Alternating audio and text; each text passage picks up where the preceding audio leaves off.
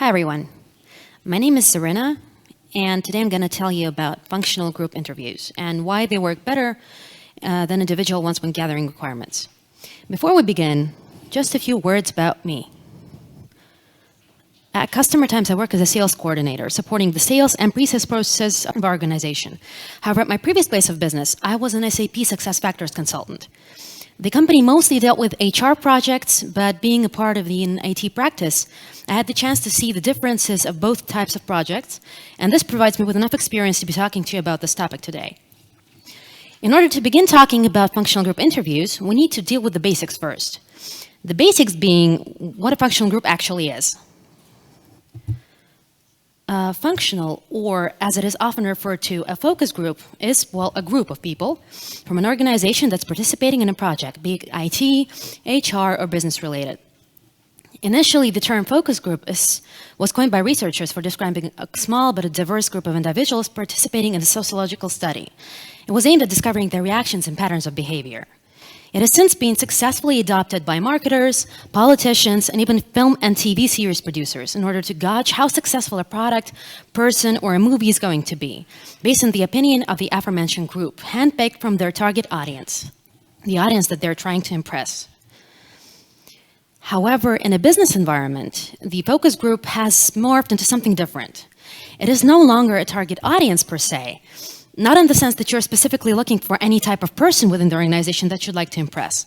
No, these are the people who are responsible for the function, hence the name, that you're, in case of IT, automating. It could be the sales team, or the service support team, or the legal department. Basically, anyone who's controlling or performing the function that you're there to automate. You still need to impress them, as they're the ones who are going to be using the product, and their feedback will directly affect you and the implementation success in the eyes of the company's management. However, unlike a focus group in the marketing environment, they are often not very thrilled about the prospect, nor are they always excited about having to dedicate their working hours to participating in an interview that will eventually lead to them having to use a different software from the one that they've gotten used to, perhaps over several years. On the one hand, their position seems ridiculous. Their management obviously wants to make their life easier, hence the automation. Better tools, better and more efficient work, right? However, it is important to consider their view of the situation.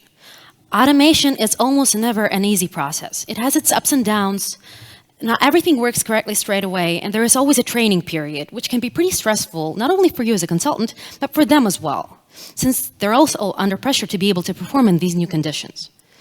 Some of the older employees are often afraid of being replaced by new advanced technology, of being made dispensable.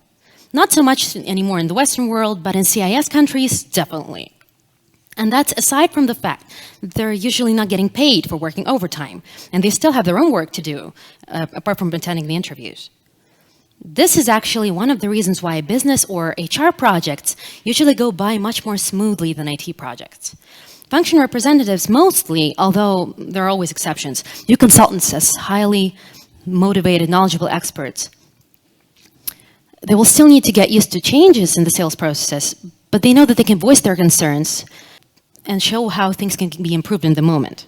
So they can also give the management recommendations on how the methodology can be improved. Considering all said above, it should come as no surprise that many IT consulting companies switch to mostly holding individual interviews, focusing on just one owner of the business process, where it's key user, but not a group of often dissatisfied employees. This approach has its advantages. First of all, the person gets to focus on you and the topic at hand. He doesn't get distracted, as there is virtually nothing to distract him from the conversation. Apart from his phone, of course, but that can be dealt with, and we'll cover that later. Secondly, the process goes by much quicker, partly because of the lack of distractions, and also because there is just one person whose words you need to listen to. It is therefore not as disturbing to the company's operating process to just divert one person from their work for a couple of hours. Thirdly, you're more likely to end up with an expert who knows all the ins and outs of the process the best. And lastly, it is simply easier to hit it off on a high note with just one person than it is with 10, for obvious reasons. You can adjust your line of questioning according to his or her reaction and make sure that you're getting a positive response. These are the advantages, and they're quite legitimate. So it makes a lot of sense that IT consultants and analysts often go with this option. However, what are the drawbacks, or better to say, what are the strengths of the focus group approach in comparison to this one? First of all, at an individual interview, you only hear one side of the story. And no matter how good of an expert the person you're talking to is, their opinion is always going to be biased. The bigger picture will most likely check out, but the small details that can be vital to the overall user experience when setting up an IT interface might fall through the cracks. Secondly, it's easier to keep the conversation flowing since the participants will have more familiar faces around them, and the atmosphere will quite naturally become friendlier. Thirdly, and this is connected to the previous point, due to the situation becoming less formal, people will give more emotional responses, and that's not a bad thing since they'll be able to show more of their opinions, or they would have kept them themselves if they were focused on you and reserved. Fourthly, there is no guarantee that the person you're getting a one-on-one interview with will be the most qualified. They probably will, but they could have similarly or more knowledgeable colleagues, and their opinion is no less valuable. And lastly, remember the part about you needing to impress these people? If you only have one, you'll still need to impress the other ones later. But if you only get to meet them during the testing or even the training period, you will only be neutral towards you.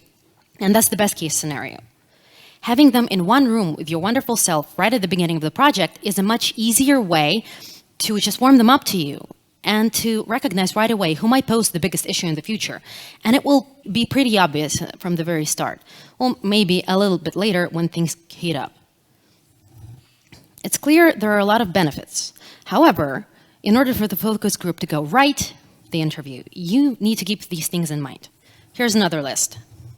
You need to be likable, not just demonstrate how much of a serious expert you are. I'm not saying that they all have to fall in love with you, but you should try and project approachability and friendliness. You need to make them feel like they can talk to you, share their opinions, not just their knowledge. This way, chances are much higher. They will, first of all, provide you with important bits and pieces of information that can be vital to the project in the future. And secondly, they will tend to be much more forgiving to you and, by extension, your team, if anything happens to go wrong at any point of the project. One of the easier ways to establish the right kind of atmosphere and attitude in the room is by using a round table when you're talking to them. If there isn't one, ask the office manager that's helping you set up to place some chairs in a circle. This way, you will not be singled out within their line of vision. This technique is often used for internal meetings and interviews, but it's also proven quite effective with focus groups.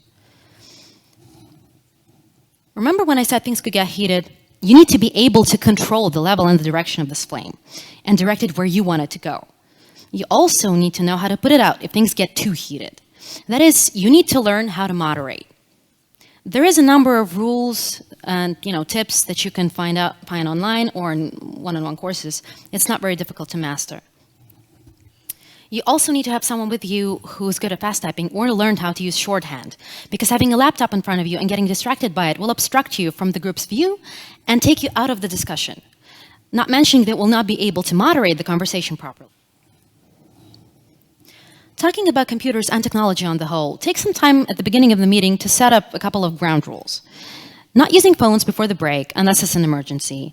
No interrupting when someone's trying to get their point across. No having dialogues that are quiet and separate from the general discussion, and so on. This will keep people from getting distracted and will also help you moderate, which is always easier with clear boundaries. Don't be too strict with them, though. If the conversation is flowing and people are jumping in with their opinions, don't stop them. If they need to look something up on their work laptop, allow it, and so on. There is a balance to this, but you will learn eventually. And lastly, don't withhold information if the group has questions about your plans and intentions. Like I said previously, some of them might feel like their jobs are threatened by the new software, and the sooner you waive their concerns, the better. There are, of course, many sources that will tell you a lot of other ways of conducting a functional interview, but this, in my opinion, is a good place to start if you haven't yet. Best of luck in your future interviews, whichever kind you choose. Thank you, and do you have any questions?